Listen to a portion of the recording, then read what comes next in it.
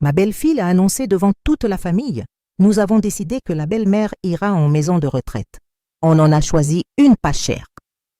Mon fils a acquiescé. Personne ne m'a demandé mon avis. J'avais payé l'apport de leur maison, 200 000 euros. Le lendemain, j'ai voyagé et j'ai vendu leur maison pour 2 millions.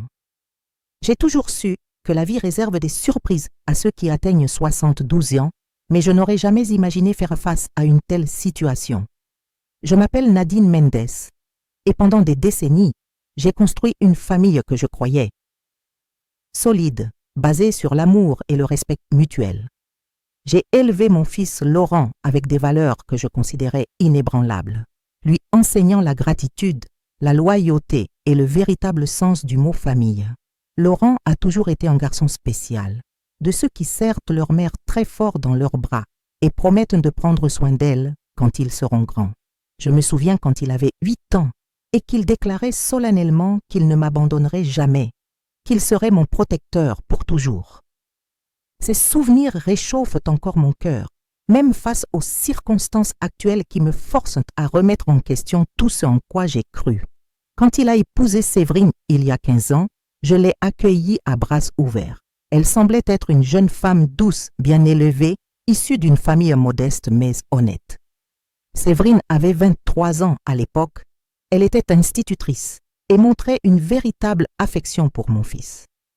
Je me suis efforcée d'être la belle-mère que j'aurais aimé avoir quand j'ai épousé le père de Laurent, décédé il y a 10 ans.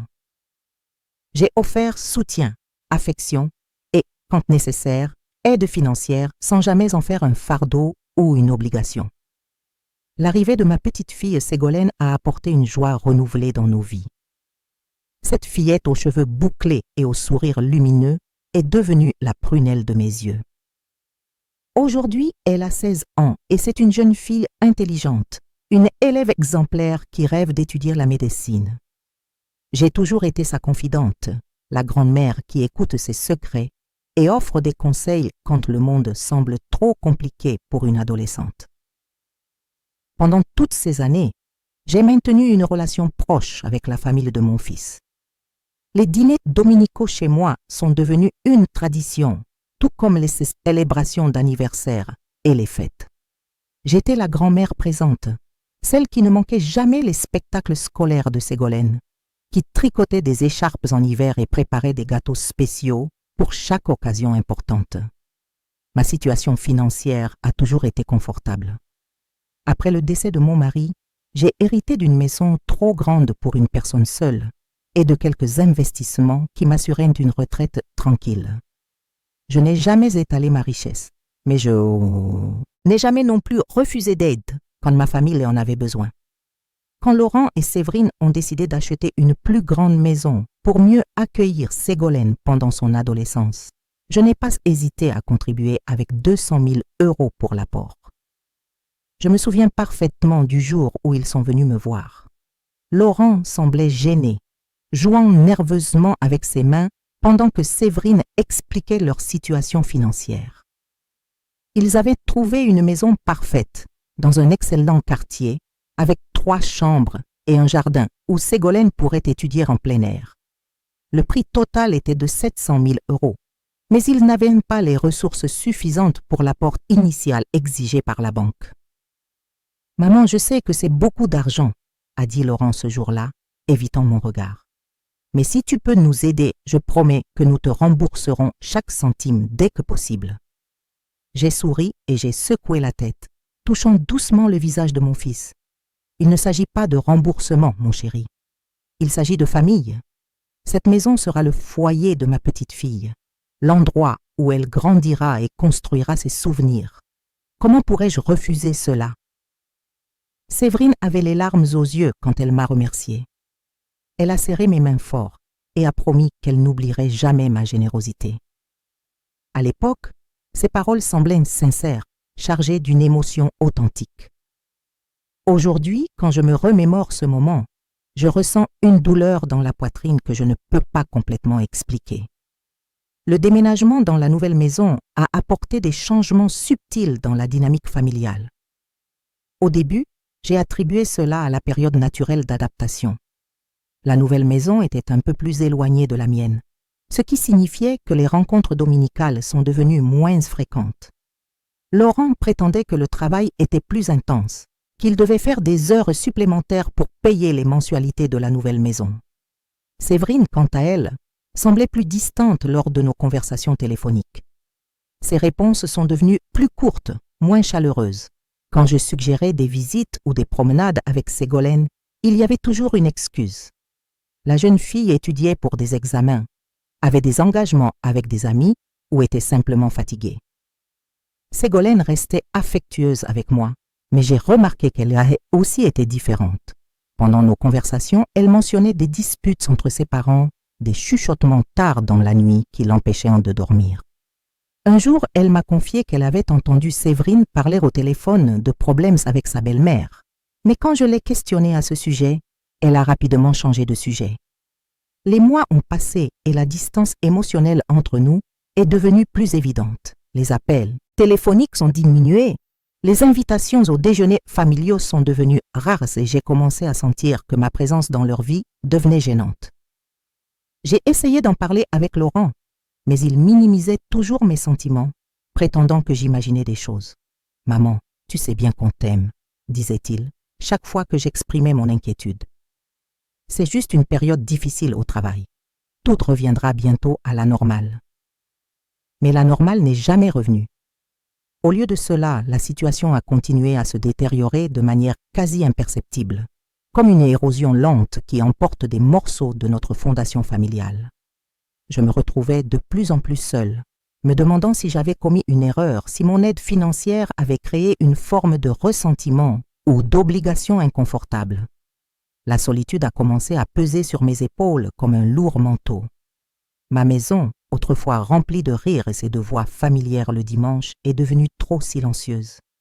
Je passais des heures à regarder de vieilles photos, essayant de comprendre où j'avais perdu le fil, où la famille unie que je connaissais avait commencé à se désintégrer.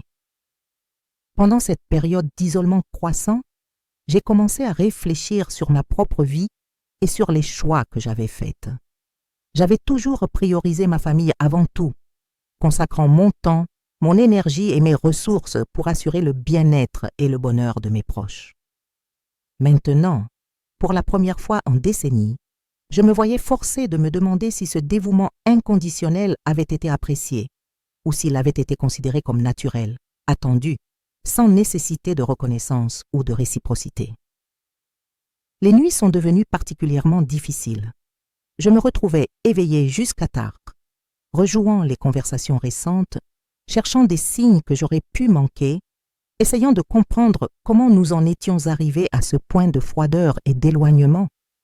La maison qui était autrefois mon refuge s'est transformée en un écho de mes propres pensées, amplifiant chaque doute et chaque blessure que j'essayais de réprimer pendant la journée. C'est dans ce contexte de tension familiale croissante qu'est arrivée l'invitation pour le dîner qui changerait tout à jamais. Le jeudi suivant, j'ai reçu un appel de Laurent qui m'a surprise par la cordialité forcée dans sa voix. Il m'a invitée à dîner samedi, prétextant que Séverine était impatiente de me voir et que Ségolène avait préparé une surprise spéciale pour sa grand-mère. L'appel n'a duré que quelques minutes, mais quelque chose dans son ton m'a mise mal à l'aise. Il y avait une étrange formalité dans ses paroles, comme s'il lisait un script préalablement répété. Je suis arrivée chez eux à 7 heures précises, portant une tarte au citron que j'avais préparée spécialement pour Ségolène. La jeune fille m'a accueillie à la porte avec une chaleureuse étreinte. Mais j'ai immédiatement remarqué que ses yeux étaient rouges, comme si elle avait récemment pleuré. Quand je lui ai demandé si tout allait bien, elle s'est contentée de sourire forcément en murmurant quelque chose à propos d'un film triste qu'elle avait regardé à la télévision. Le dîner s'est déroulé de manière étrangement tendue. Laurent semblait éviter mon regard, se concentrant excessivement sur la nourriture, tandis que Séverine maintenait un sourire artificiel qui n'atteignait pas ses yeux. La conversation tournait autour de sujets superficiels, la météo, les feuilletons télévisés, les notes scolaires de Ségolène. J'essayais de participer naturellement, mais je sentais qu'il y avait un courant souterrain de tension parcourant la table du dîner. Ségolène, qui était normalement la plus bavarde pendant nos repas de famille, restait inhabituellement silencieuse. Elle jouait avec la nourriture dans son assiette, lançant occasionnellement des regards inquiets à ses parents. Quand nos yeux se rencontraient, elle essayait de sourire, mais je pouvais percevoir l'angoisse derrière son expression juvénile. Après le plat principal, alors que nous savourions le dessert, Séverine s'est éclairci la gorge d'une manière qui a immédiatement capté l'attention de tous à table. Elle a échangé un regard significatif avec Laurent, qui a acquiescé presque imperceptiblement. C'est alors que j'ai compris que ce moment avait été soigneusement orchestré. « Nadine », a commencé Séverine, sa voix prenant un ton artificiellement doux qui m'a glacé intérieurement. « Laurent et moi avons eu de longues discussions dernièrement sur l'avenir de notre famille. » J'ai posé ma fourchette sur mon assiette, pressentant que quelque chose d'important était sur le point d'être révélé. Ségolène a complètement arrêté de manger, ses yeux se déplaçant nerveusement entre ses parents et moi. « Nous savons que vous vieillissez, » continua Séverine, ignorant complètement la gêne visible de Ségolène. « Et nous pensons qu'il est temps d'envisager des alternatives plus appropriées pour votre bien-être. » Le sang commença à battre dans mes tempes tandis que je digérais les mots soigneusement choisis de ma belle-fille. Laurent continuait de fixer son assiette, comme si la porcelaine était la chose la plus fascinante au monde. « Quel genre d'alternative ?» demandai-je, ma voix sortant plus maîtrisée que je ne l'aurais cru. C'est alors que Séverine lâcha la bombe qui allait faire exploser notre famille à jamais. « Nous avons décidé que belle-maman ira vivre dans une maison de retraite, » déclara-t-elle, avec le naturel de quelqu'un qui annonce le menu du lendemain. « Nous en avons déjà choisi une très bonne marché. » Le silence qui suivit fut assourdissant. J'eus l'impression que l'air avait été aspiré de la salle à manger, ne laissant qu'un vide là où existait autrefois une famille. Ségolène laissa échapper un gémissement étouffé et porta ses mains à ses yeux, tandis que Laurent levait enfin le regard, évitant toujours de me regarder directement.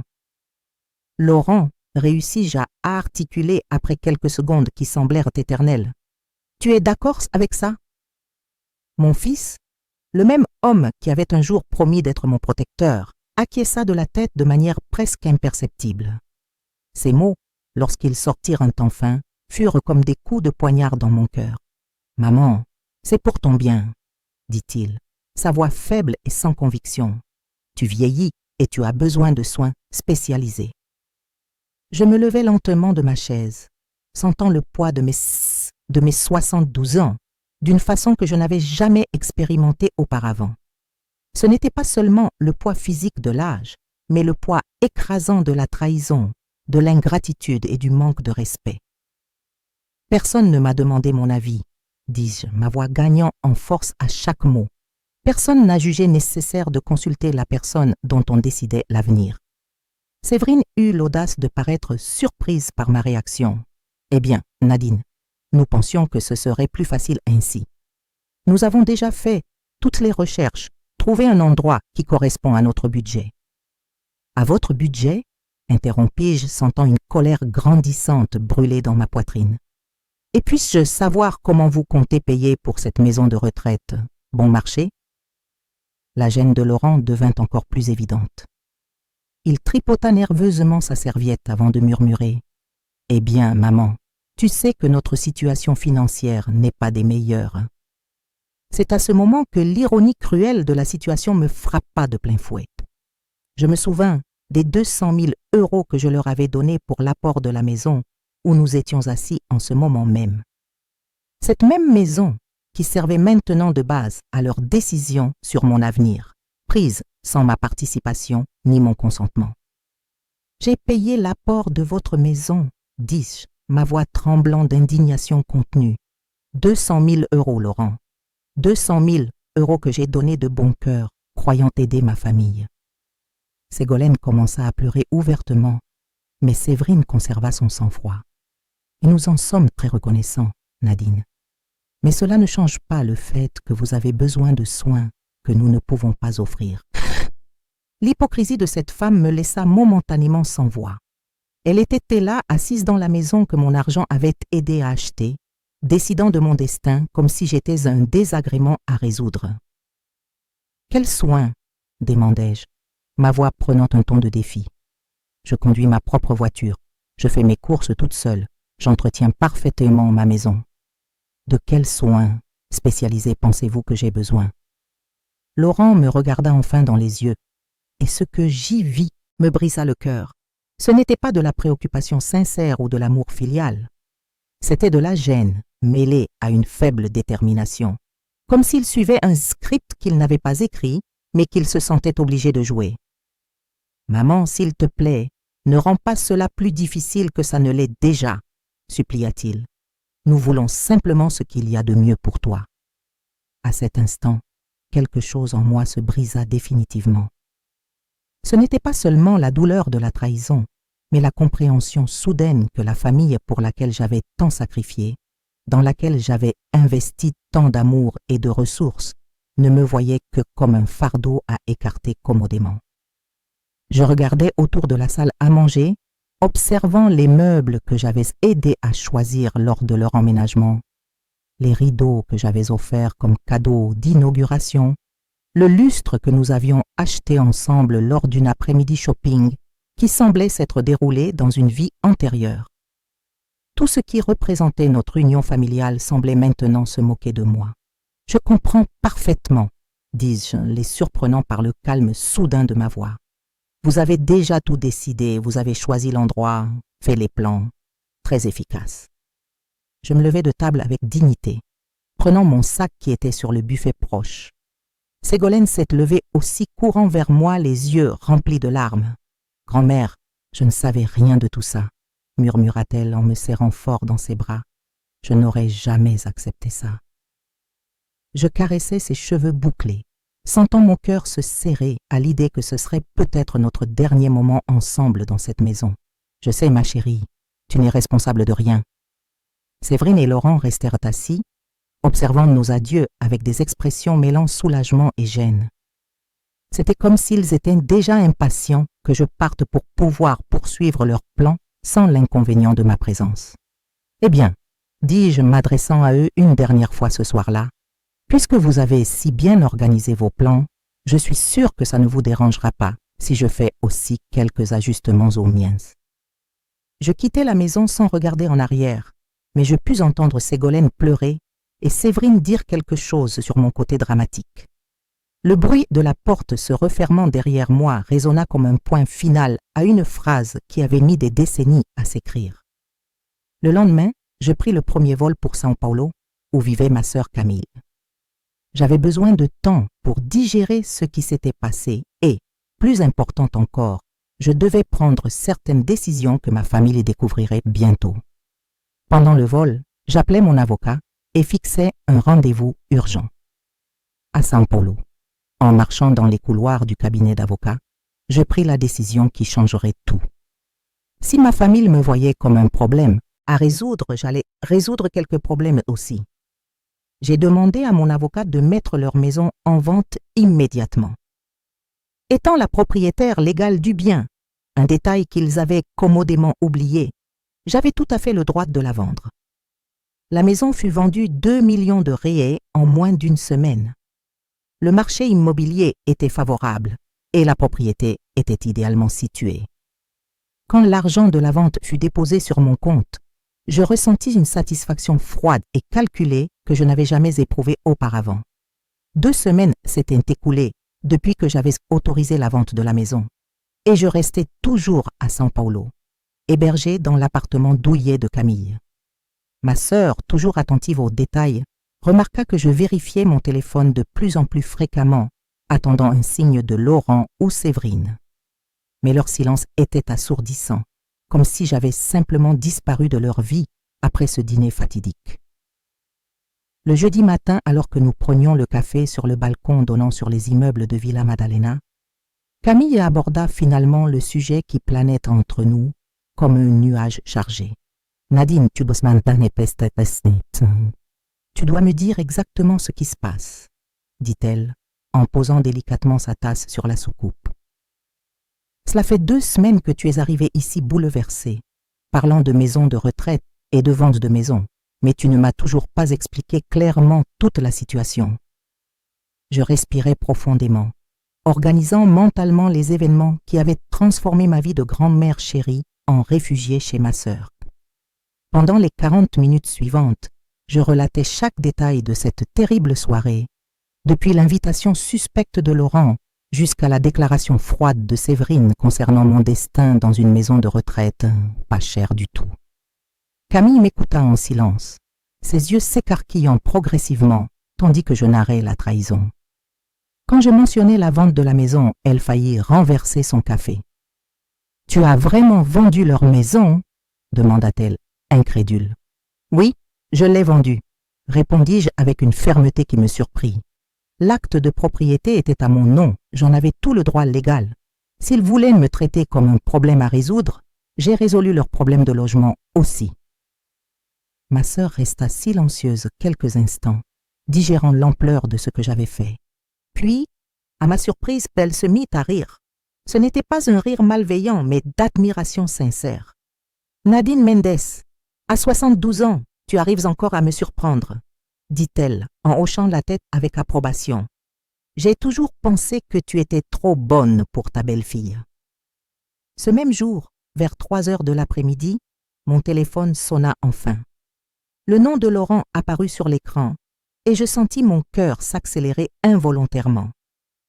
Je décrochai à la 4e sonnerie, gardant une voix neutre. « Allô, Laurent ?»« Maman, où êtes-vous » Sa voix semblait désespérée, complètement différente du ton contrôlé de cette terrible soirée. Un agent immobilier est venu à la maison, disant que notre propriété a été vendue. C'est une erreur, n'est-ce pas? Je me levai du fauteuil où je lisais et marchai jusqu'à la fenêtre, observant l'animation de la rue en bas. Sa question révélait une naïveté qui m'irrita profondément. « Ce n'est pas une erreur, Laurent, » répondis-je calmement. « J'ai vendu la maison. » Le silence qui suivit fut si long que je crus que la communication avait été coupée. Quand il a finalement repris la parole, sa voix était méconnaissable. « Vous n'avez pas pu faire ça, » dit-il. Et j'entendais Séverine crier quelque chose en arrière-plan. « C'est notre maison, maman. Nous vivons ici. » « C'était votre maison, » ai-je corrigé, ressentant un étrange calme m'envahir. « Maintenant, elle appartient à une jeune famille qui, d'après l'agent immobilier, est très impatiente d'emménager la semaine prochaine. » J'ai entendu le bruit du téléphone qu'on arrachait des mains et la voix stridente de Séverine a envahi la ligne. « Nadine, qu'avez-vous fait ?» a-t-elle pratiquement crié. « Où allons-nous habiter? Et Ségolène? Elle a son école, ses amis dans le quartier. » La mention de ma petite fille m'a serré le cœur, mais je suis resté ferme dans ma résolution. « Séverine, vous êtes des adultes intelligents. Je suis sûre que vous trouverez une solution, tout comme vous en avez trouvé une pour moi. »« Mais c'est complètement différent, » a-t-elle protesté, sa voix prenant un ton hystérique. « Vous ne pouvez pas nous mettre à la rue comme ça. »« Je ne vous mets pas à la rue. » ai-je répliqué avec une sérénité qui contrastait avec son désespoir. « Je vends simplement ma propriété. Vous avez 2 semaines pour trouver un nouveau foyer. C'est plus de temps que vous ne m'en avez donné pour m'habituer à l'idée de la maison de retraite. » Laurent a repris le contrôle du téléphone et quand il a parlé, sa voix s'était étranglée d'une façon que je n'avais pas entendue depuis des années. « Maman, s'il vous plaît, parlons-en en personne, » a-t-il supplié. « Vous n'avez pas bien compris notre proposition. Ce n'était pas censé se passer comme ça. »« J'ai parfaitement compris, mon fils, » ai-je répondu, ressentant une profonde tristesse mêlée d'une détermination inébranlable. « Vous avez décidé que j'étais un problème à résoudre sans me consulter. Maintenant, j'ai pris une décision sans vous consulter non plus. » J'ai raccroché avant qu'il ne puisse continuer à argumenter. Et j'ai immédiatement mis le téléphone en mode silencieux. Je savais qu'ils essaieraient de rappeler, probablement plusieurs fois, mais je n'étais pas prête pour plus de supplications ou de manipulations. Camille, qui avait assisté à toute la conversation, depuis le salon s'est approchée de moi avec une expression de préoccupation maternelle. « Tu as fait ce qu'il fallait, Nadine, » a-t-elle dit en posant sa main sur mon épaule. « Mais je sais que ça n'en est pas moins douloureux. » Elle avait raison. Même si j'éprouvais une certaine satisfaction à voir Laurent et Séverine faire face aux conséquences de leurs actes, La douleur de la trahison familiale restait comme une plaie ouverte dans ma poitrine. Les jours suivants, mon téléphone n'a pas arrêté de sonner. Laurent appelait plusieurs fois par jour, alternant entre supplications désespérées et tentatives de négociation. Séverine envoyait de longs messages dramatiques, tantôt m'accusant de cruauté, tantôt essayant de faire appel à mes sentiments maternels. Mais c'est Ségolène qui a finalement réussi à me faire décrocher le vendredi soir. Sa voix douce et inquiète m'a complètement désarmée. « Grand-mère, s'il te plaît, ne raccroche pas », a-t-elle dit dès que j'ai décroché. « Je veux juste comprendre ce qui se passe. » J'ai senti les larmes me monter aux yeux en entendant la confusion sincère dans la voix de ma petite fille. Elle était la seule personne innocente dans toute cette terrible situation. « Ségolène, ma chérie, » ai-je commencé, choisissant soigneusement mes mots. « Tes parents ont pris certaines décisions me concernant sans me consulter, et j'ai pris certaines décisions concernant la maison sans les consulter. »« Mais grand-mère, papa est désespéré, » a-t-elle dit, et je pouvais entendre qu'elle pleurait. « Maman ne cesse de crier et d'accuser tout le monde. Ils disent qu'on va devoir déménager dans un petit appartement loin d'ici. » Mon cœur s'est brisé en imaginant Ségolène au milieu de cette tempête que j'avais déclenchée. Mais en même temps, je me suis souvenu de son comportement ce soir fatidique, étant la seule personne à table à montrer un véritable malaise face aux plans de ses parents. « Ségolène, tu étais au courant de leurs plans me concernant ?» ai-je demandé doucement. Il y a eu une longue pause avant qu'elle ne réponde. Je les ai entendus parler plusieurs fois de maisons de retraite et de comment ce serait plus facile si grand-mère vivait ailleurs, a-t-elle admis d'une petite voix. Mais je n'ai jamais pensé qu'ils le feraient vraiment. Chaque fois que j'essayais de vous défendre, ils disaient que j'étais trop jeune pour comprendre. L'honnêteté de Ségolène m'a profondément touchée. Même à 16 ans, elle avait montré plus de maturité émotionnelle et de loyauté. De loyauté familiale que ses propres parents. « Ma chérie, je veux que tu saches que rien de tout cela n'est de ta faute, » ai-je dit, essayant de contrôler l'émotion dans ma voix. « Tu as toujours été la lumière de ma vie, et ça ne changera jamais. »« Alors pourquoi grand-mère ne revient pas à la maison ?» a-t-elle demandé, et la simplicité de la question révélait à quel point toute cette situation était absurde du point de vue d'une adolescente qui voulait simplement que sa famille soit unie. Parce que parfois, Ségolène et les gens doivent faire face aux conséquences de leur choix, expliquai-je. Sachant que c'était une leçon difficile à comprendre pleinement pour une jeune fille de 16 ans. Tes parents ont fait des choix me concernant, et maintenant j'ai fait des choix concernant la maison. La conversation avec Ségolène a duré presque 1 heure, et quand nous avons terminé, j'étais émotionnellement épuisée. Carmen a préparé une tisane de camomille, et nous nous sommes assises ensemble sur la véranda, observant le coucher de soleil peindre le ciel de Sao Paulo de teintes dorées. « Tu penses que j'ai été trop dure ?» ai-je demandé à ma sœur, exprimant le doute qui me rongeait de l'intérieur.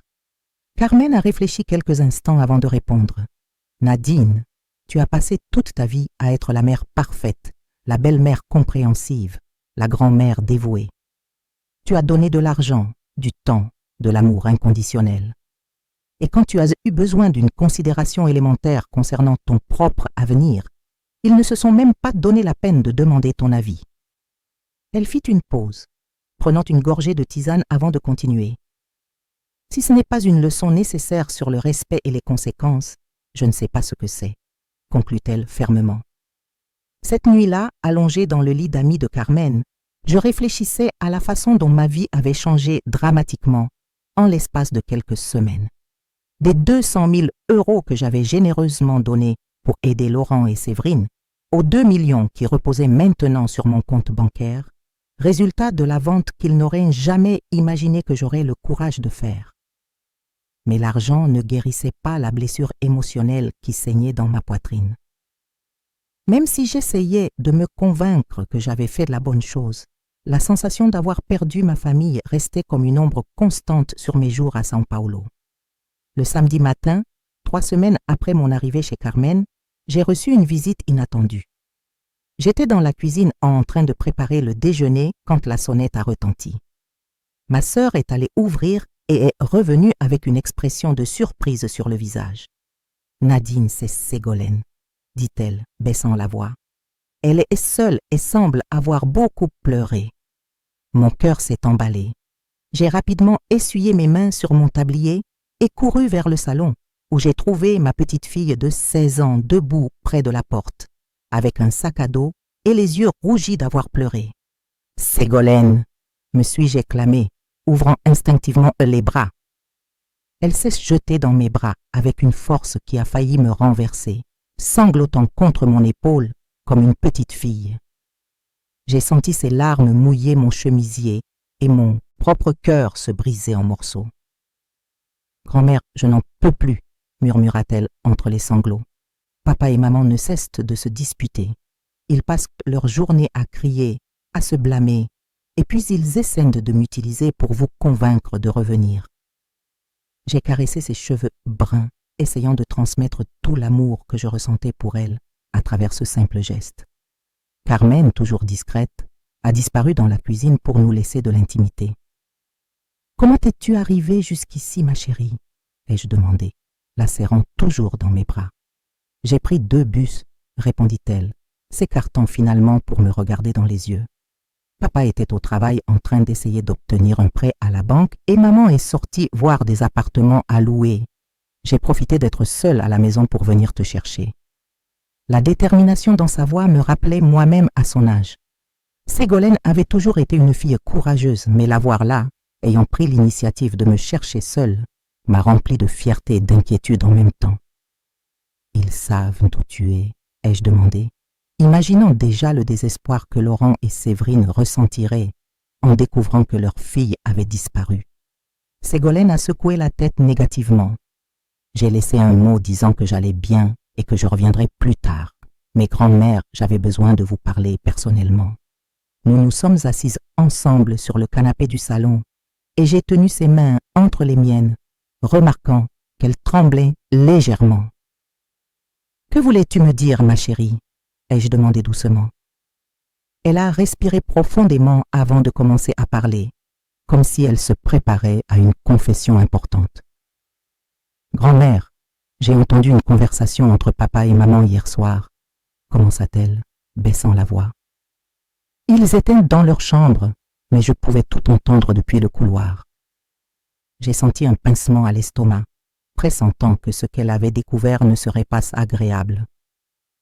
Maman disait à papa que tout était de sa faute, qu'il avait été trop faible pour vous imposer des limites, continua Ségolène, ces mots me frappant comme des coups de poignard. Et papa a répondu qu'il n'aurait jamais imaginé que vous auriez le courage de vendre la maison. La cruauté désinvolte de ces mots m'a momentanément coupé le souffle. Même après tout ce qui s'était passé, il me voyait encore comme une personne prévisible et soumise, incapable de réaction significative. Mais le pire, c'est quand maman a dit que, si elle le pouvait, elle poursuivrait en justice madame pour récupérer l'argent de la vente, révéla Ségolène, ses paroles sortant dans un murmure chargé de honte. Cette information me frappa comme un coup de poing dans l'estomac. J'avais sous-estimé la capacité de vengeance de Séverine et la possibilité d'une longue bataille juridique me terrifiait plus que je ne voulais l'admettre.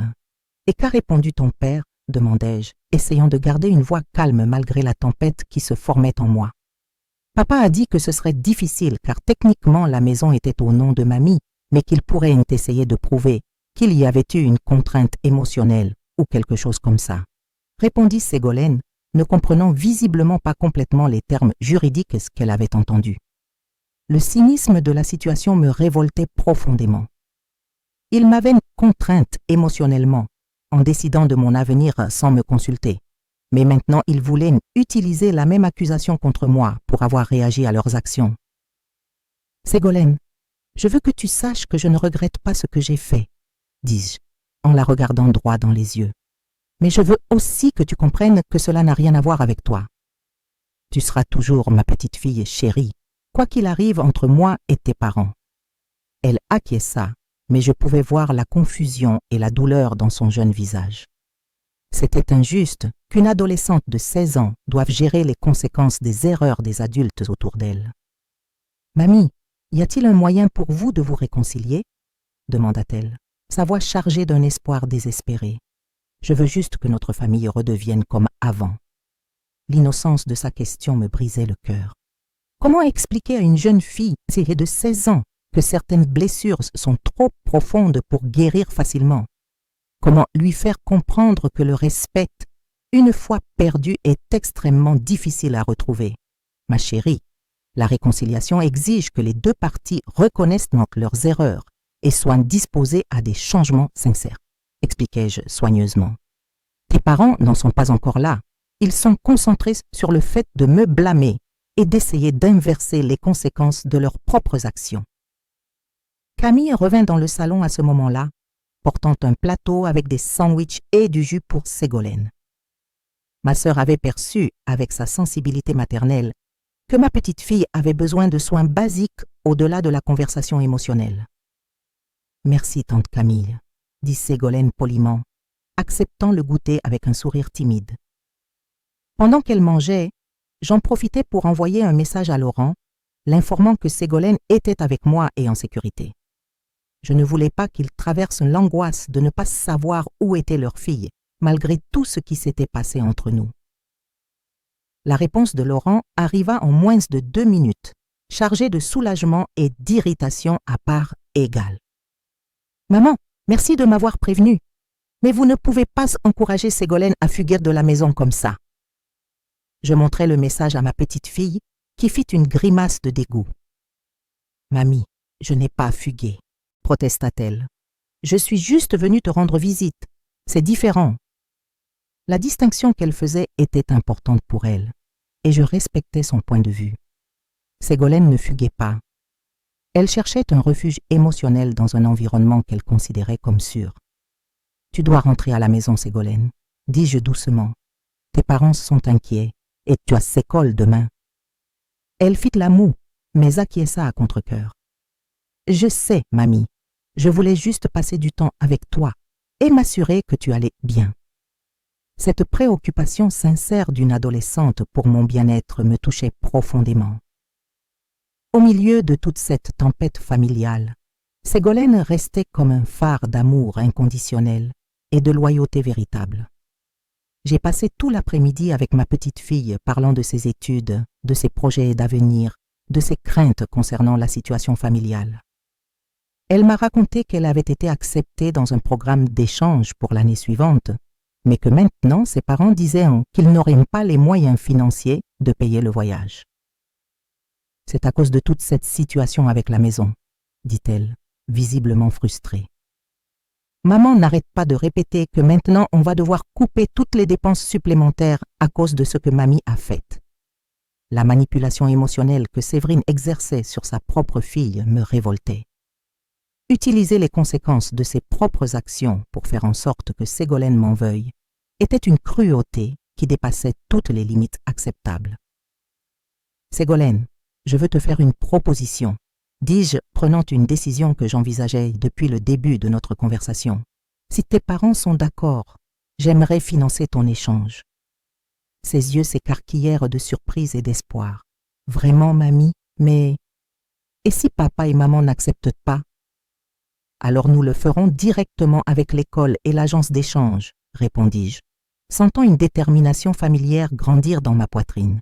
« Tu as plus de 16 ans, tu peux prendre certaines décisions éducatives par toi-même. » Quand est venu le moment pour Ségolène de rentrer chez elle, en fin d'après-midi, je l'ai accompagnée jusqu'à l'arrêt de bus. Avant qu'elle ne monte, j'ai pris ses mains et les regardé profondément dans les yeux. « Ségolène, je veux que tu te souviennes de quelque chose de très important, » ai-je dit, choisissant soigneusement mes mots. « Quoi qu'il arrive entre moi et tes parents, tu auras toujours un refuge auprès de moi. Si un jour tu as besoin de quoi que ce soit, vraiment n'importe quoi, tu viens me voir. Tu me le promets? » Elle a vigoureusement hoché la tête, ses yeux se remplissant à nouveau de larmes. « Je promets, mamie. » « Et vous promettez de ne pas disparaître de ma vie? »« Jamais, ma chérie. » ai-je répondu, scellant notre promesse d'une étreinte serrée. « Jamais. » En regardant son bus disparaître dans la circulation de São Paulo, J'ai ressenti un mélange de tristesse et de détermination. La visite de Ségolène m'avait montré que mes actions avaient des conséquences au-delà de mon conflit immédiat avec Laurent et Séverine. Mais cela avait aussi renforcé ma conviction que certaines batailles valaient la peine d'être menées, surtout quand il s'agit de défendre sa dignité et son amour-propre. Ce soir-là, pendant le dîner, Camille a commenté l'impressionnante maturité dont Ségolène avait fait preuve durant sa visite. Cette petite a une sagesse qui dépasse largement ses 16 ans, a observé ma sœur. Elle comprend la situation mieux que ses propres parents.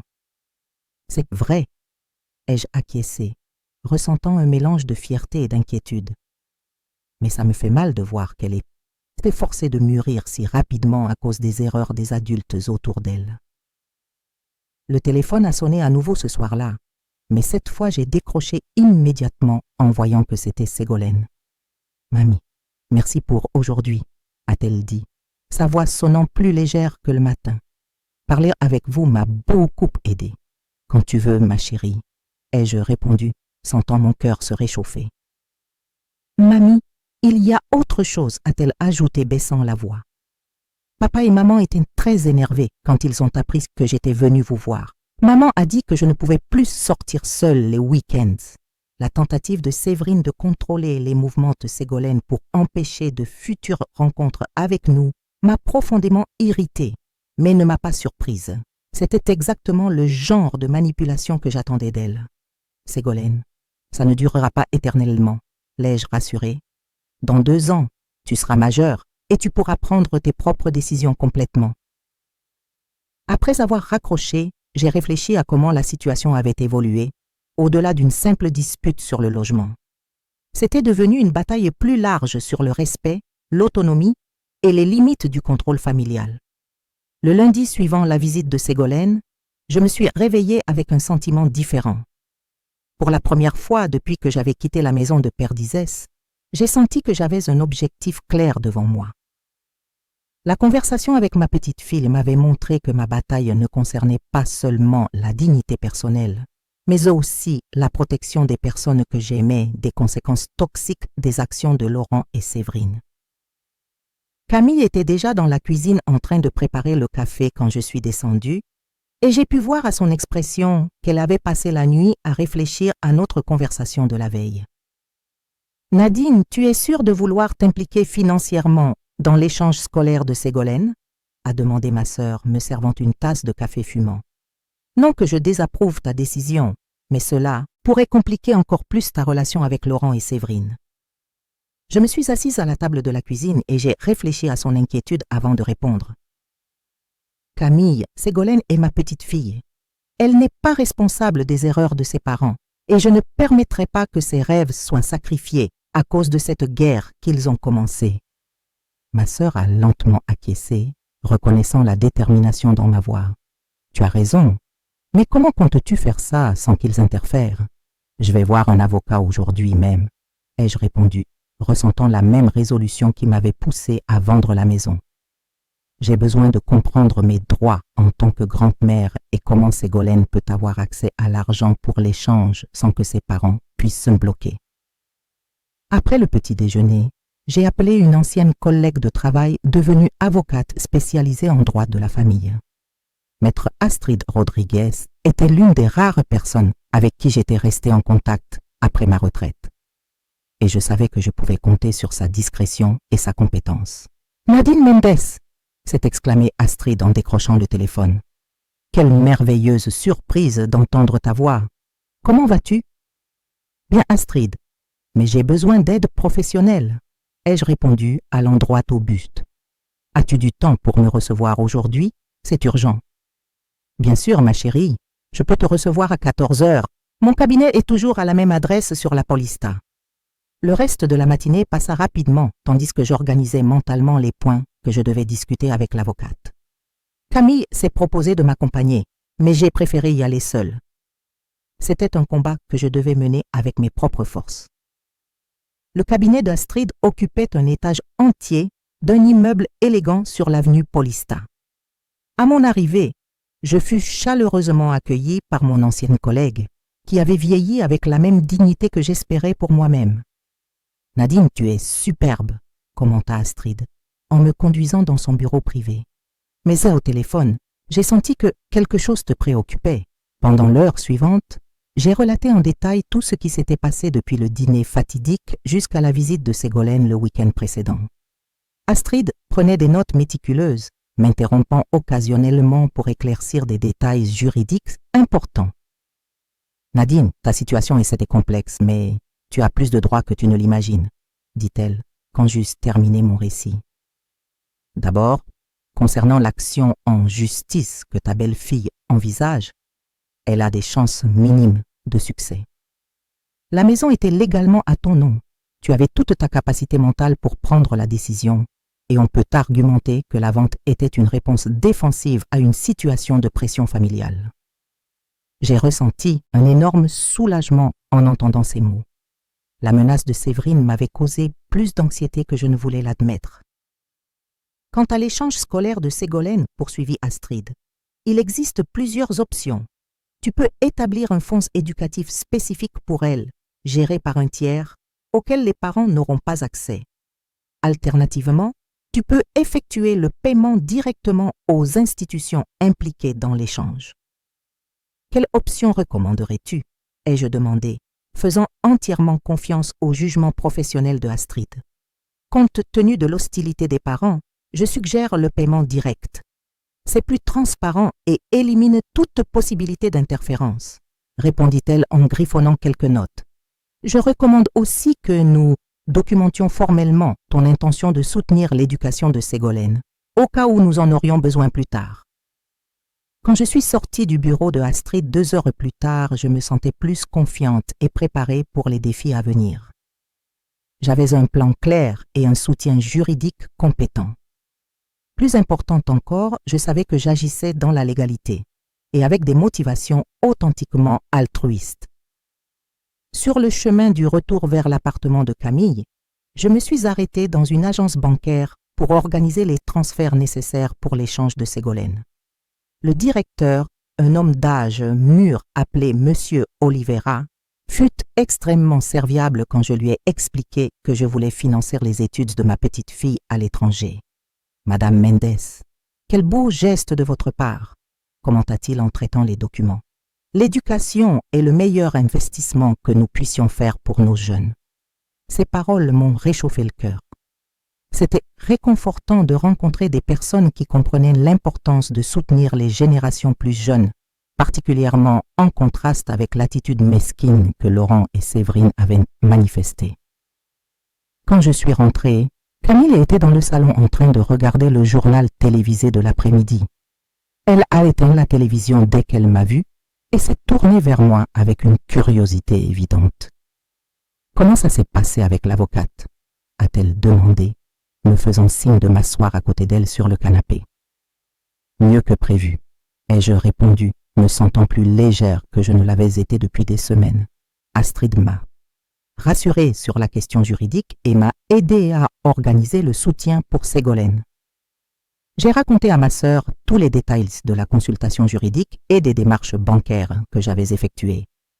Camille a écouté attentivement, acquiesçant occasionnellement avec approbation. « Tu as fait ce qu'il fallait, Nadine, » dit-elle quand j'eus terminé. « Ségolène mérite que ses opportunités soient protégées, indépendamment des problèmes de ses parents. » Soit là, j'ai appelé Ségolène pour l'informer des développements de la journée.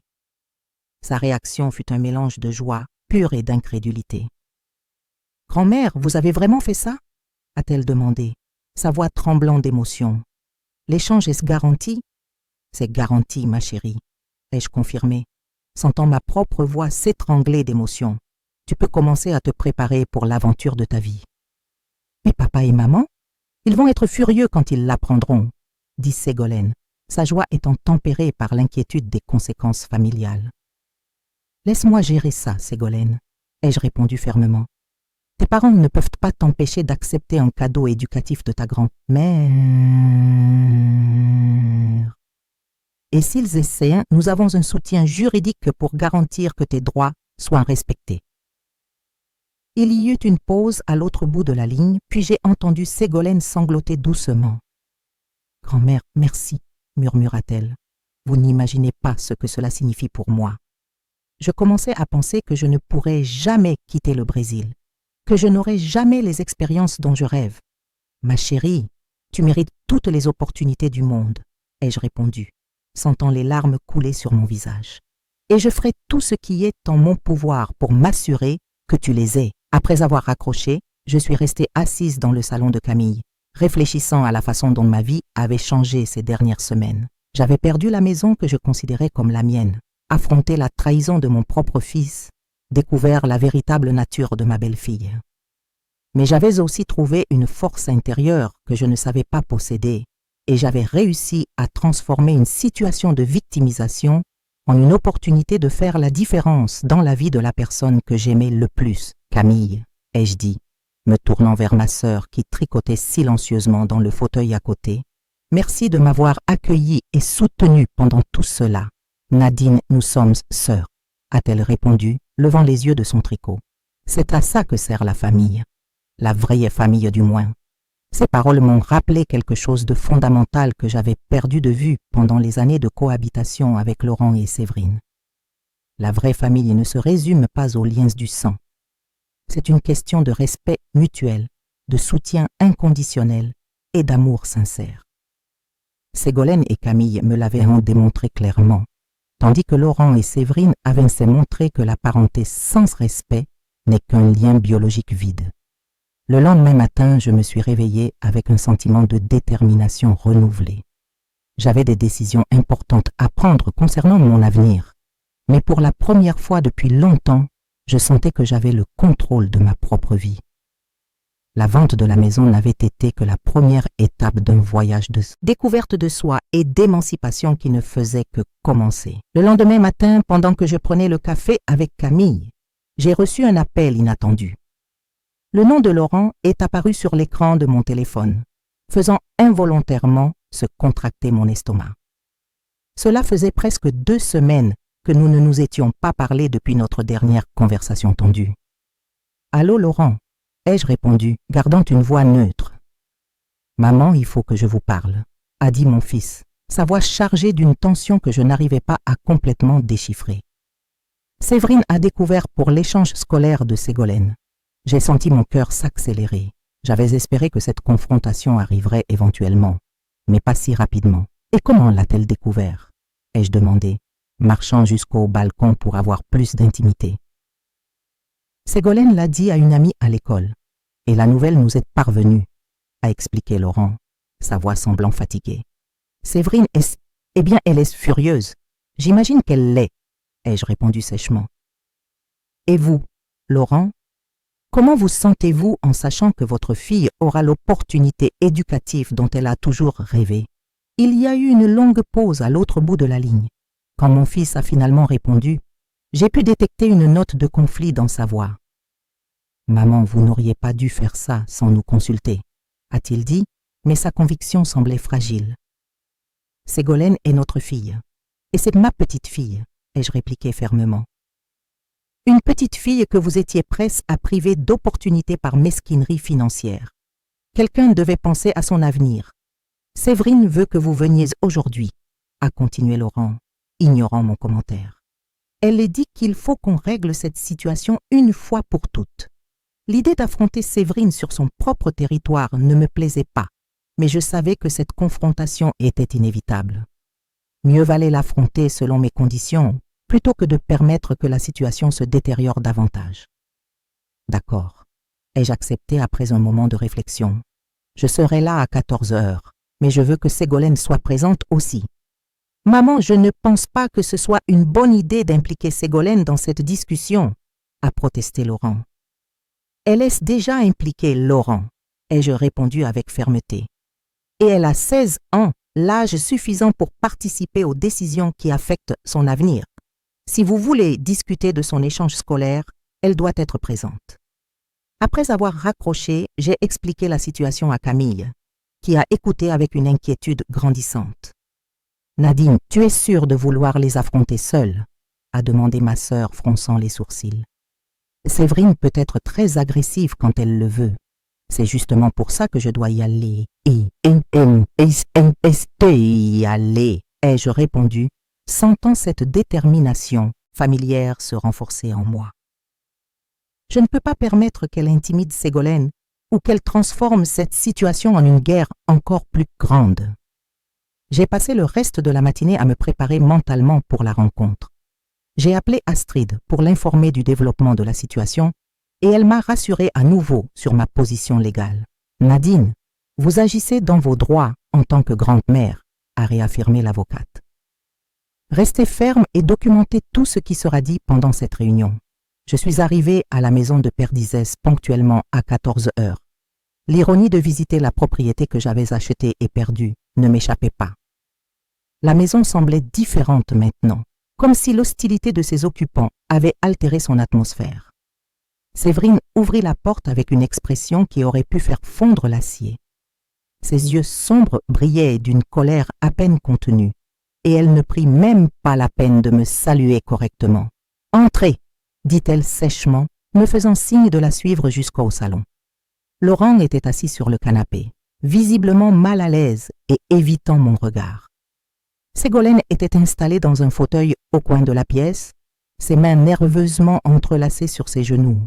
Quand elle me vit, ses yeux s'illuminèrent brièvement avant de lancer un regard prudent vers ses parents.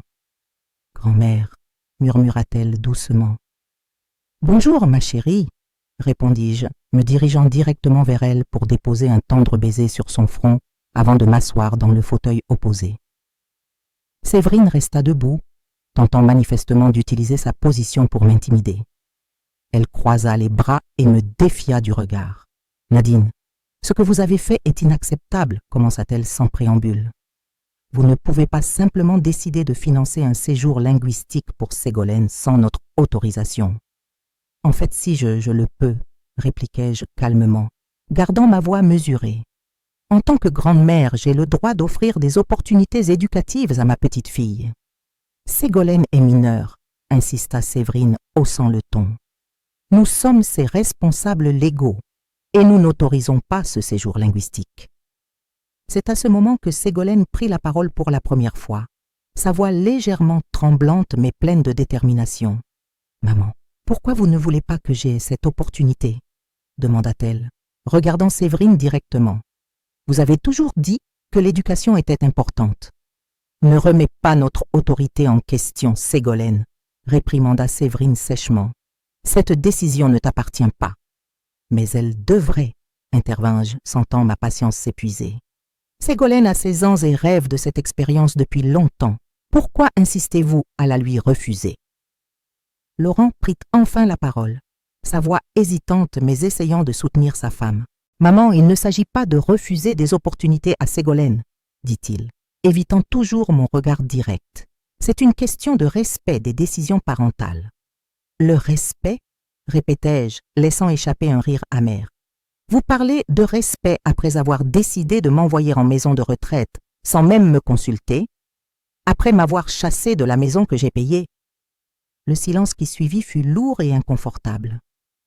Ségolène regardait tour à tour chaque adulte, visiblement perturbée par la tension grandissante dans la pièce. Séverine rompit le silence d'une voix tranchante comme la glace. « Cette maison n'était pas à vous, Nadine, » dit-elle, ses mots empoisonnés. « Vous avez peut-être payé l'apport, mais le prêt était au nom de Laurent. Légalement, la propriété était à nous. »« Vraiment ?» répondis-je, gardant ma voix dangereusement calme. « Alors pourquoi étiez-vous si désespéré quand vous avez appris que je l'avais vendue? Si la maison était vraiment à vous, mon action aurait été impossible. » L'expression de Séverine vacilla momentanément, révélant l'incertitude derrière sa façade confiante. « Qu'insinuez-vous » demanda-t-elle, sa voix perdant de son arrogance. « Je n'insinue rien, » répondis-je, me levant du fauteuil pour marcher vers la fenêtre donnant sur le jardin que j'avais entretenu avec tant d'amour. J'énonce un fait. L'acte de propriété était à mon nom, ce qui me donnait tous les droits. Vous avez peut-être oublié ce détail quand vous avez planifié de vous débarrasser de moi. Ségolène me regardait, puis ses parents, avec une compréhension grandissante. Son intelligence m'avait toujours impressionné, et je pouvais voir qu'elle commençait à comprendre les véritables dynamiques derrière le conflit familial. « Grand-mère, dit-elle doucement, Vous avez vraiment vendu la maison? Oui, ma chérie, confirmai-je, me tournant vers elle avec un triste sourire. Et c'est avec une partie de cet argent que j'ai garanti ton séjour linguistique. C'est du chantage émotionnel, explosa Séverine, perdant enfin totalement son sang-froid. Vous utilisez Ségolène pour vous venger de nous. La vengeance, questionnai-je, sentant ma voix devenir glaciale. Séverine, assurer l'avenir éducatif de ma petite fille n'est pas une vengeance. C'est une responsabilité. Quelque chose que vous semblez avoir oublié quand vous avez décidé que faire des économies était plus important que les rêves de votre propre fille. Laurent s'agita inconfortablement sur le canapé, visiblement tiraillé entre soutenir sa femme et reconnaître la validité de mes arguments. « Maman, la situation n'est pas si simple, murmura-t-il, me regardant enfin directement. Nous avons des responsabilités financières, des engagements. Comment va la rénovation de la cuisine que vous avez faite le mois dernier? Ai-je interrompu, me souvenant d'une conversation décontractée que j'avais eue avec Ségolène quelques semaines plus tôt, ou la nouvelle voiture que Séverine a achetée. Le visage de ma belle-fille était devenu rouge de colère et d'embarras. Nos décisions financières ne vous regardent pas, a-t-elle rétorqué, mais sa voix était sur la défensive. Vous avez raison, ai-je acquiescé calmement, tout comme mes décisions sur l'utilisation de mon propre argent pour le bénéfice de ma petite fille ne vous regardent pas non plus. Ségolène s'est brusquement levée du fauteuil, ses mains tremblant légèrement. « Arrêtez !» s'est-elle exclamée, sa voix chargée d'émotion. « Arrêtez de vous disputer à cause de moi. Grand-mère, merci pour l'échange scolaire. Je vous aime pour ça, mais je ne veux pas que notre famille se déchire à cause de moi. » Ces mots ont tranché à travers la tension dans la pièce comme une lame, nous laissant tous momentanément sans voix. J'ai regardé ma petite fille, voyant en elle une maturité que ses parents semblaient incapables de reconnaître. « Ségolène », ai-je dit doucement, marchant vers elle et prenant ses mains dans les miennes. « Tu n'es pas la cause de cette destruction. Les choix que chacun d'entre nous a faits sont responsables de la situation actuelle. » Séverine et Laurent ont échangé des regards mal à l'aise, réalisant clairement que leur fille voyait à travers les justifications qu'ils avaient construites. « Ségolène, va dans ta chambre, » a ordonné Séverine sèchement. « Les adultes doivent parler. »« Non, » a dit Ségolène, nous surprenant tous par sa fermeté. « J'ai 16 ans et cette conversation me concerne. J'ai le droit d'y participer. » La fermeté dans la voix de Ségolène m'a rempli de fierté, même au milieu de cette atmosphère chargée de tension. Ma petite fille s'affirmait comme une jeune adulte, exigeant d'être entendue dans une décision qui affecterait directement son avenir. Séverine a ouvert la bouche pour protester à nouveau, mais Laurent l'a interrompue d'un geste là de la main. « Séverine, peut-être que Ségolène a raison, » a dit mon fils, passant la main dans ses cheveux dans un geste que je reconnaissais depuis son enfance. Elle est assez âgée pour participer à cette conversation. L'expression de Séverine s'est tordue en un mélange de colère et d'incrédulité. Elle ne s'attendait visiblement pas à ce que son mari remette en question son autorité, surtout devant moi. « Laurent, je n'arrive pas à croire que tu prennes son parti, » a-t-elle sifflé, pointant un doigt accusateur dans ma direction. « Ta mère est en train de détruire notre famille. »« Non, Séverine, » ai-je répondu calmement, gardant ma voix contrôlée malgré la colère qui bouillonnait en moi. « Vous avez commencé à détruire cette famille au moment où vous avez décidé que j'étais un fardeau jetable. J'ai simplement répondu à la hauteur. Ségolène regardait d'un adulte à l'autre, ses yeux brillants de larmes contenues. La maturité qu'elle démontrait contrastait drastiquement avec le comportement infantile de ses parents. « Pourquoi ne pouvez-vous pas simplement parler comme des personnes civilisées ?» a-t-elle demandé, sa voix tremblant légèrement. « Grand-mère, je sais que vous êtes blessés. Maman, papa, je sais que vous êtes en colère. Mais se disputer ne résoudra rien. » Ces paroles ont créé un moment de silence gêné dans la pièce. J'ai regardé ma petite fille avec une admiration grandissante, reconnaissant en elle une sagesse que ses parents semblaient avoir perdue au milieu de leurs ambitions et ressentiments. « Ségolène a raison, ai-je finalement dit. m'adressant directement à Laurent. Mon fils, cette situation aurait pu être évitée si vous m'aviez traité avec le respect fondamental que tout être humain mérite. Laurent a baissé les yeux, visiblement mal à l'aise face à la vérité de mes paroles. Quand il m'a finalement regardé à nouveau, j'ai pu voir une lueur du garçon que j'avais élevé derrière le masque de l'homme qu'il était devenu. Maman, peut-être avons-nous été précipités avec la décision de la maison de retraite, a-t-il murmuré, sa voix presque inaudible. Précipité? Ai-je répété, sentant un rire amer s'échapper de mes lèvres. Laurent, vous n'avez pas été précipité. Vous avez été calculateur. Vous avez choisi une maison de retraite bon marché parce que vous vouliez vous débarrasser de moi en dépensant le moins possible. Séverine a fait un pas en avant, son visage déformé par la colère. « Ce n'est pas vrai !» s'est-elle exclamée. « Nous avons recherché plusieurs options et choisi ce qui nous semblait le mieux. »« Le mieux pour qui, Séverine ?» ai-je demandé, me levant du fauteuil pour être à sa hauteur. « Certainement pas pour moi.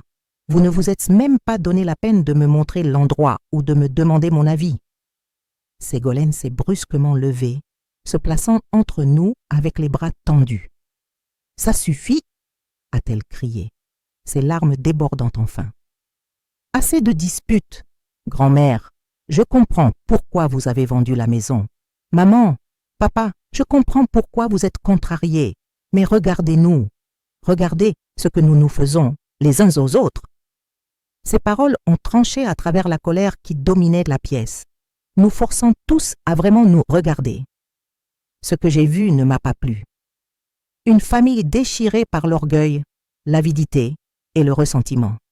« Ségolène, dis-je doucement en lui tendant la main, tu ne devrais pas avoir à gérer des conflits entre adultes. Ce n'est pas ta responsabilité. »« Mais c'est ma famille, » répondit-elle, essuyant ses larmes du revers de la main. « Et je vous aime tous, même quand vous agissez comme des enfants capricieux. » L'honnêteté brutale de Ségolène créa un autre moment de silence gênant. Séverine s'effondra sur le canapé à côté de son mari, sa posture défensive s'écroulant enfin.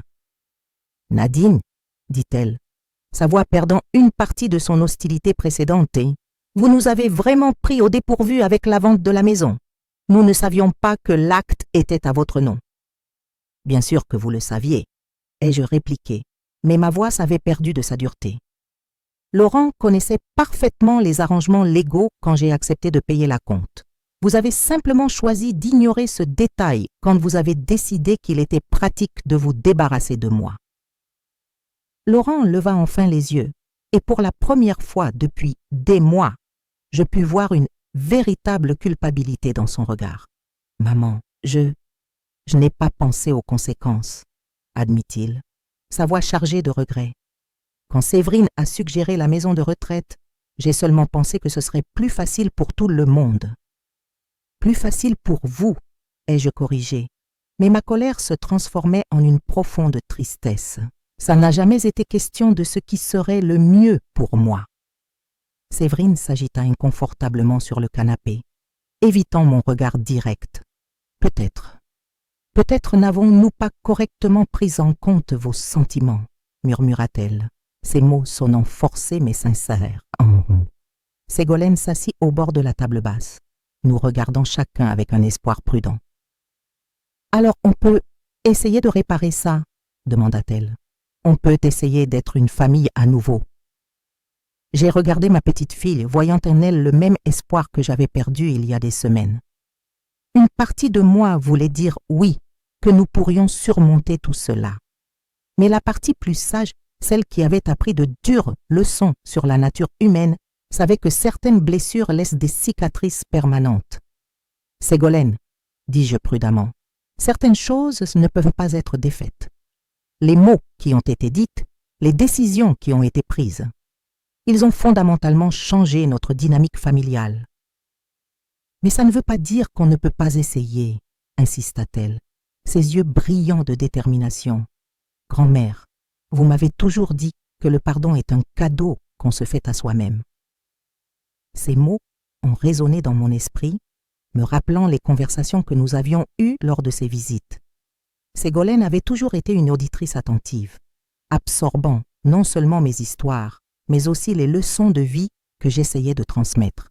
« Tu as raison, ma chérie », ai-je admis, sentant quelque chose bouger dans ma poitrine.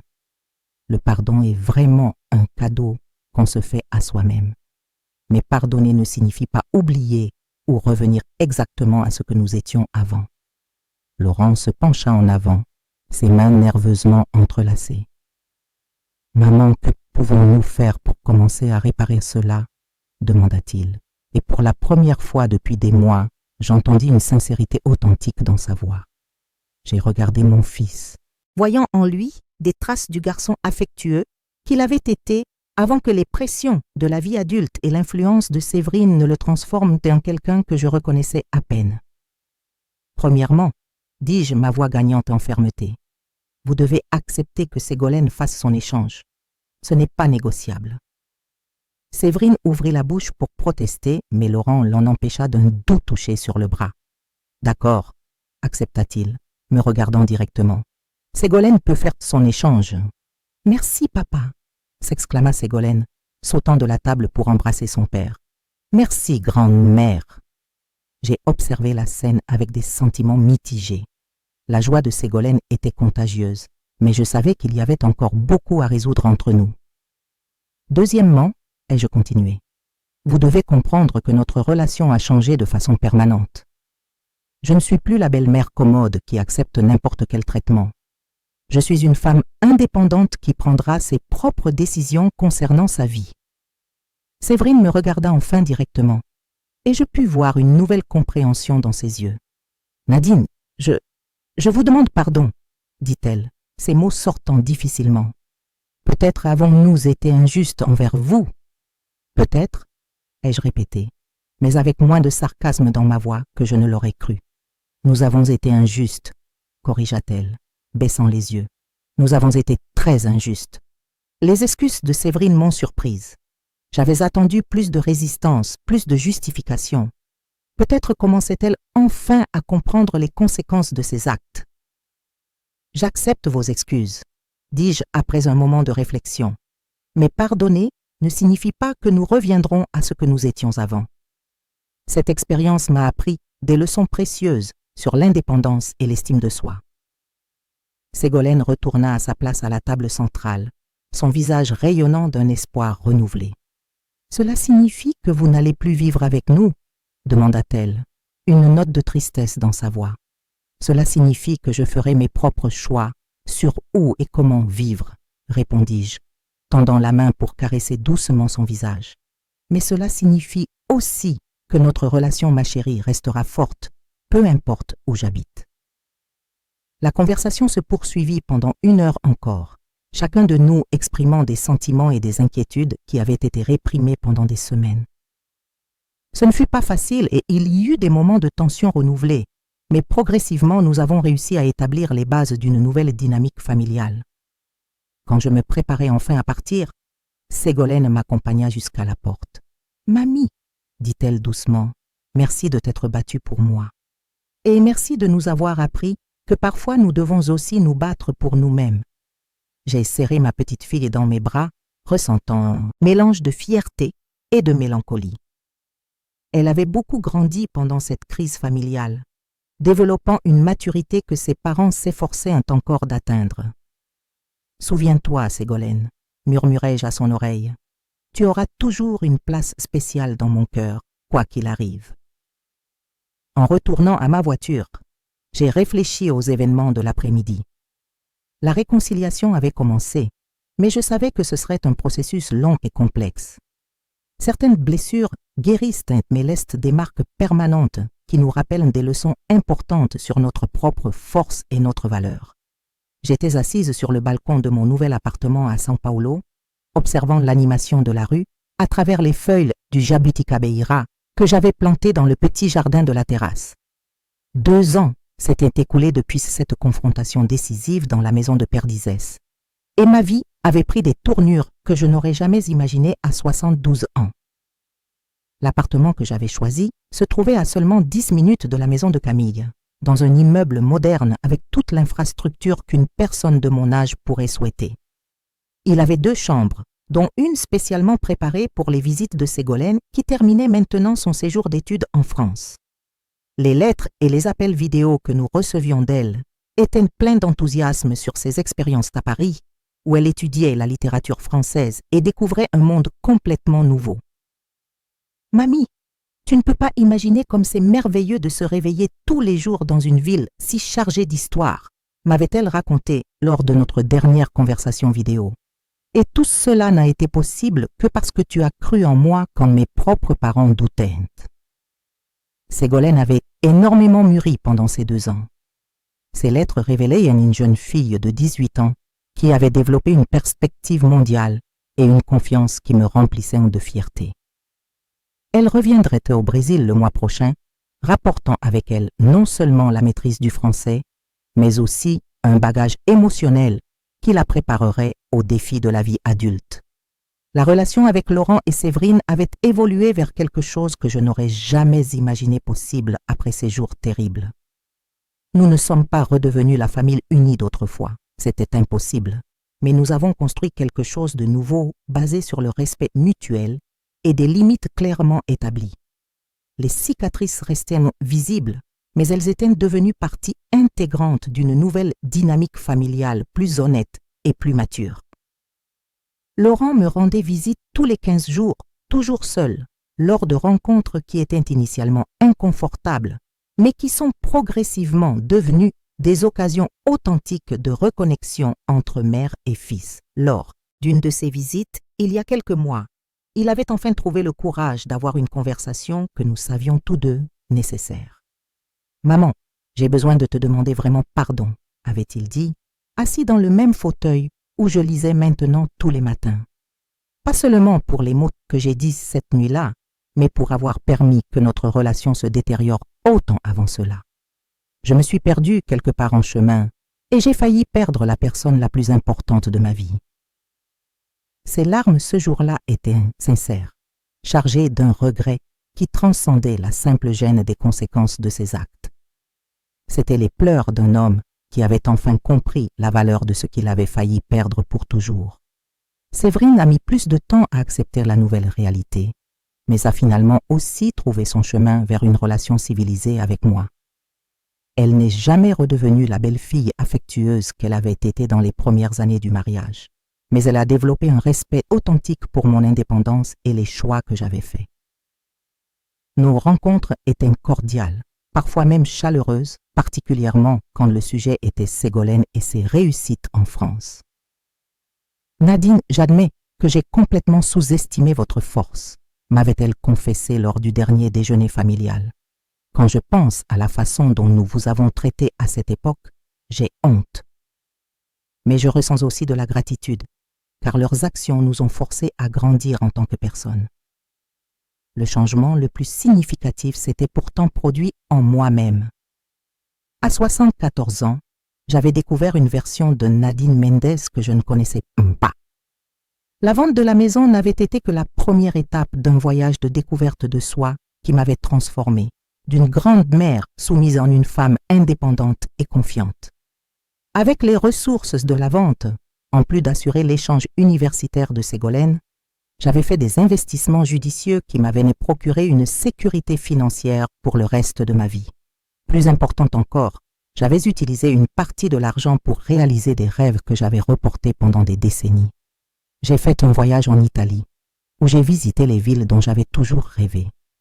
J'ai commencé des cours d'aquarelle et découvert un talent artistique qui était resté dormant pendant toute ma vie d'adulte. Camille commentait souvent la transformation qu'elle observait en moi. « Nadine, tu es plus jeune maintenant qu'il y a 2 ans, disait-elle en riant. C'est comme si cette terrible crise avait libéré une énergie qui était prisonnière en toi. » Elle avait raison. La nécessité de lutter pour ma dignité avait éveillé des aspects de ma personnalité dont j'ignorais l'existence. J'ai découvert que j'étais beaucoup plus forte et résiliente que je ne l'avais jamais imaginé, capable de prendre des décisions difficiles et d'en affronter les conséquences avec sérénité. Le téléphone sonna, interrompant mes réflexions, C'était Ségolène qui appelait de Paris comme elle le faisait chaque semaine. « Mamie, j'ai des nouvelles merveilleuses », s'exclama-t-elle, sa voix rayonnante de bonheur à travers la connexion internationale. J'ai été acceptée à la Sorbonne pour le master en littérature comparée. J'ai senti mon cœur se gonfler de fierté et de joie. Ségolène, ma chérie, quelle nouvelle fantastique, raconte-moi tout. Pendant les 20 minutes suivantes, elle m'a décrit en détail le processus de sélection, les professeurs qui l'avaient recommandé et ses plans pour les 2 prochaines années d'études. Sa passion pour la littérature avait trouvé l'environnement parfait pour s'épanouir, et je savais que cette expérience façonnerait le reste de sa vie de manière profondément positive. « Mamie, je ne pourrai jamais assez te remercier pour ce que tu as fait pour moi, » dit-elle alors que notre conversation touchait à sa fin. Pas seulement pour l'argent de l'échange, mais pour m'avoir appris que parfois nous devons nous battre pour nos rêves, même quand les gens que nous aimons ne les comprennent pas. « Ségolène, tu n'as pas à me remercier, » ai-je répondu, sentant des larmes de joie couler sur mon visage. Te voir réaliser tes rêves, c'est le plus beau cadeau que je puisse recevoir. Après avoir raccroché, je suis restée sur le balcon à observer le coucher de soleil peindre le ciel de Sao Paulo de teintes dorées et rosées. J'ai pensé à comment ma vie avait changé dramatiquement depuis cette terrible nuit où j'avais entendu parler pour la première fois de la maison de retraite Passe-Cher. La douleur de ce moment s'était transformée en force, la trahison en sagesse et la solitude forcée en indépendance choisie. Laurent et Séverine avaient appris des leçons précieuses sur le respect et les conséquences. Ségolène avait découvert que ses rêves, c'était possible quand quelqu'un y croyait. Et j'avais découvert qu'il n'est jamais trop tard pour défendre sa propre dignité et construire la vie que l'on veut vraiment. La sonnette de l'appartement retentit, et quand j'ouvris la porte, je trouvai un livreur avec une élégante enveloppe. C'était une invitation pour la remise des diplômes de Ségolène en France, qui aurait lieu le mois prochain. Elle avait tout organisé pour que je puisse être présente au moment le plus important de son parcours éducatif. J'ai serré l'invitation contre ma poitrine, ressentant une profonde gratitude pour le tournant qu'avait pris ma vie. Si quelqu'un ne m'avait dit, il y a 2 ans, que je planifierais un voyage en France pour assister à la remise des diplômes de ma petite fille à la Sorbonne, j'aurais trouvé cela impossible. Mais la vie m'avait appris que notre capacité de réinvention n'a pas de date de péremption. Ce soir-là, et en préparant le dîner dans la cuisine de mon appartement, j'ai réfléchi aux leçons que cette expérience m'avait enseignées. La plus importante était que notre dignité ne doit jamais être négociable, indépendamment de notre âge ou des pressions familiales auxquelles nous faisons face. Parfois, les décisions les plus difficiles sont aussi les plus nécessaires à notre croissance personnelle. La deuxième leçon concernait l'importance d'investir dans les générations futures, non seulement financièrement, mais émotionnellement. Ségolène était devenue une jeune femme extraordinaire non seulement grâce à l'argent que j'avais investi dans son éducation, mais parce que quelqu'un avait cru en ses rêves quand elle en avait le plus besoin. Et la troisième leçon, peut-être la plus surprenante, était qu'à 74 ans, j'avais encore beaucoup à découvrir sur moi-même. La Nadine qui avait vendu cette maison et affronté sa famille était une version de moi que je ne connaissais pas, mais qui avait été là depuis toujours, attendant le bon moment pour émerger. Tandis que je savourais mon dîner sur la terrasse, observant les lumières de la ville s'allumer une à une, j'ai senti une paix profonde s'installer dans mon cœur. Ce n'était pas la paix de la résignation ou de la conformité, mais la sérénité de quelqu'un qui s'était battu pour ce en quoi elle croyait et qui avait gagné. Ma famille s'était reconstruite sur des bases plus solides. Ma petite fille partait à la conquête du monde, et j'avais découvert qu'il me restait encore de nombreuses aventures à vivre. La vie, finalement, m'avait appris qu'il n'est jamais trop tard pour commencer un nouveau chapitre.